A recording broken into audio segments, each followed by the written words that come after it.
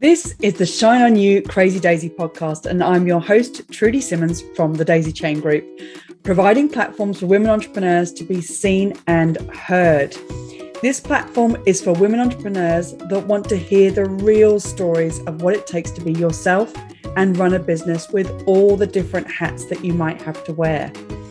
These are the stories of the tenacious, the rebellious, and the resilient women that are working towards the future that they want to build for themselves and their families. Hello and welcome to Shine On You Crazy Daisy, and I have with me today the quite wonderful Sara Quayle from Sara Quayle Safety. Sara, thank you so much for joining us today, and please tell us about your business. Oh, hi Trudy, it's always a pleasure to talk to you. So I'm Sara from Sara Quayle Safety, and I deliver safety and first aid training for work, life and adventure. So whether you're in the workplace or at home, there's always a bit of safety to consider. And that's what I do.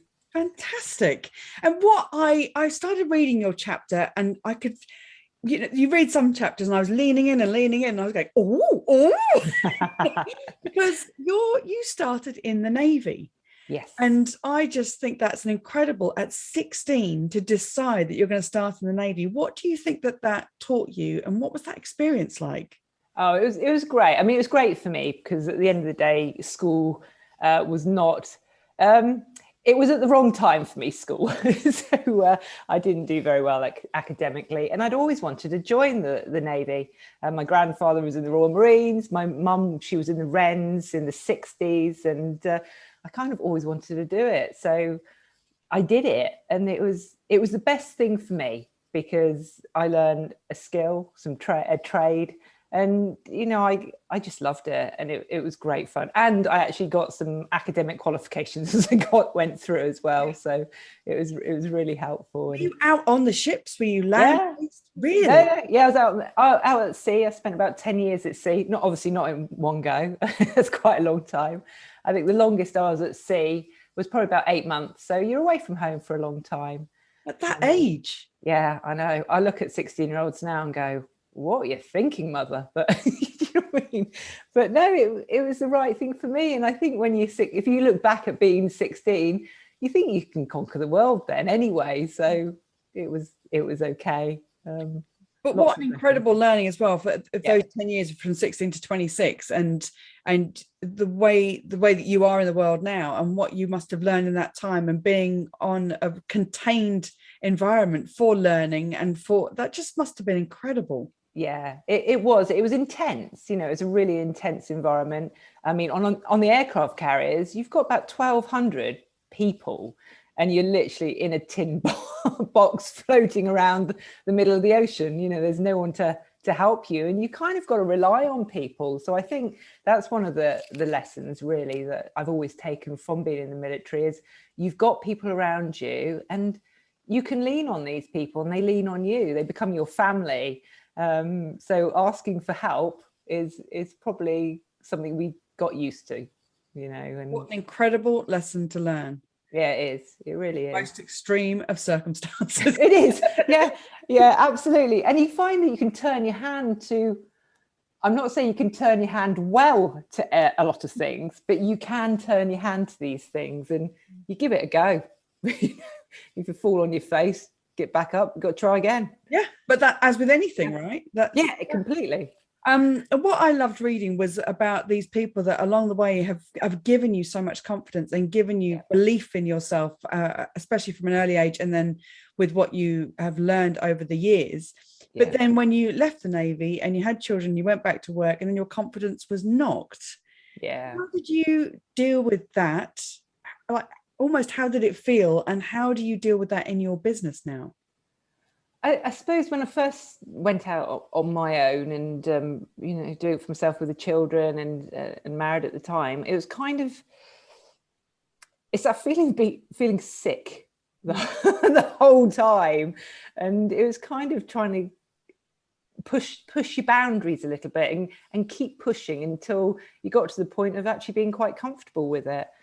And I think as a small business owner, you've got to realize that you're gonna make mistakes, but it's what you do with that really, whether you get back up again or go and hide under the duvet, Yeah. because we've all felt like that. We just don't want to get out in the big wide world, but sometimes you just got to. And I think just pushing through for me and keep going and just building confidence along the way. And as you said, those people that are there to, I mean, there was plenty of people to push you down, but it's filtering that and, listening to the ones that count for you, and and it was great just to find just a few people in my life that could give me that confidence. And belief.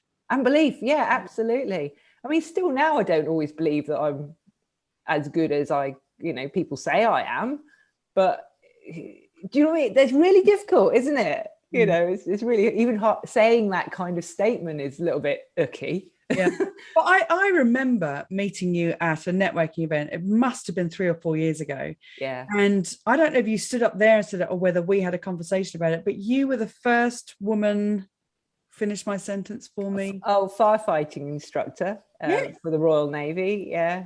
So training instructor there. Yeah. So I've had a few firsts. So it's great. And I remember sort of like doing that, and they wanted to make a big thing in the press about it, about being the first female firefighter. And I was like, no, I don't want to put my head above the parapet. All these other guys, they're doing such a great job as well. Don't sort of like put me out as being special. But actually now I look back and think, oh, it'd been quite nice to have had a bit of coverage, on that.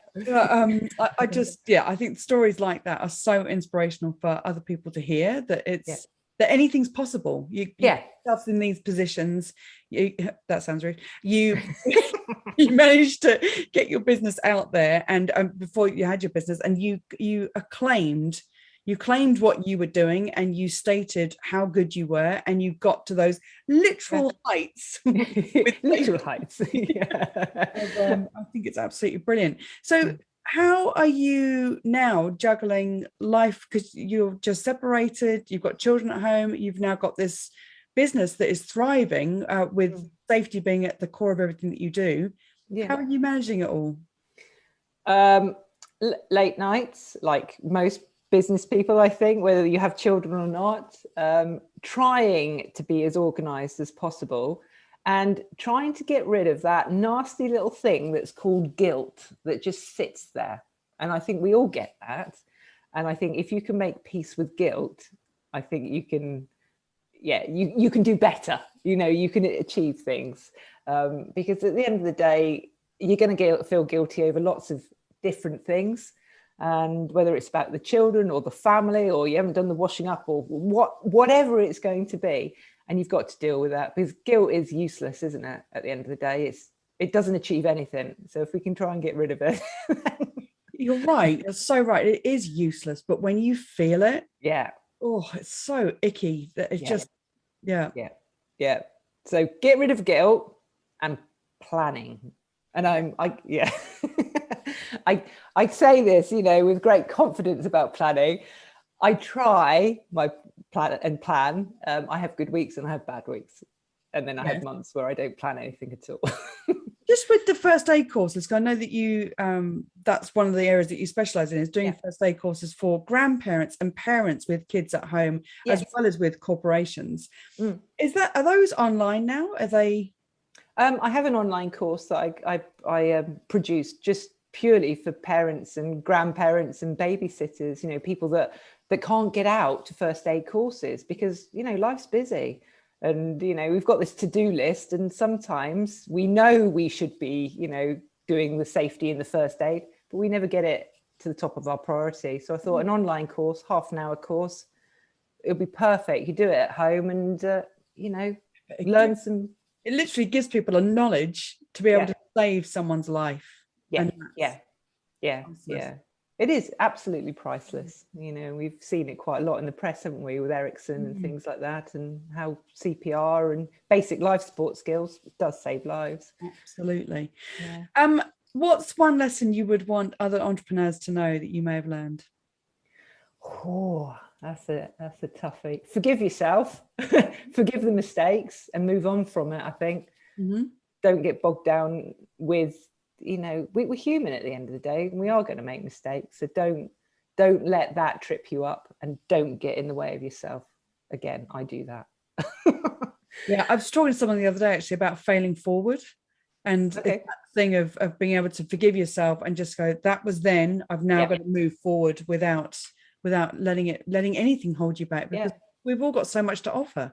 No, we have. And yeah, don't let that hold you back. And it's just, yeah, again, it's done. It's done. As you said, it's in the past. Let's move through it and learn the lesson. Yeah. What's your favorite business book? It's called Don't Sweat the Small Stuff. Hmm. Okay. It's by Richard Carlson, and it's brilliant because you realize that actually it's all small stuff. But what happens is all that small stuff gathers and gathers and gathers into big stuff. So if we don't sweat it in the beginning, then it's not going to turn into this mountain that we've got to climb. Yeah. So yeah, it's a great book, and I recommend everyone to read it. Whether that's a business book or just life. Yeah. But we are our businesses. So Exactly. if we small stuff, we'd be able to get on with the bigger things without. That's a brilliant idea. I haven't heard of that book. So that's have a go. Read it. Yeah. Mm-hmm. Love, that is it. So quick and easy. I'm so grateful for your story being in the Shine On You Crazy Daisy book, and for people to see the possibilities from the age of 16 upwards of what you can implement and put into your path. Thank you so much for being a part of it. Oh, well, thank you, Trudy. It's been a great journey. You loved it. And thank you so much. Thank you so much for watching the Shine On You Crazy Daisy podcast. If you've liked what you've seen today, then please make sure that you click the subscribe button to this channel to see more inspiration and motivation as more of these stories keep coming out. And if you want even more, click on the link below this video and go and have a look at the series of books Shine On You Crazy Daisy and get even more inspiration and motivation for you and your business.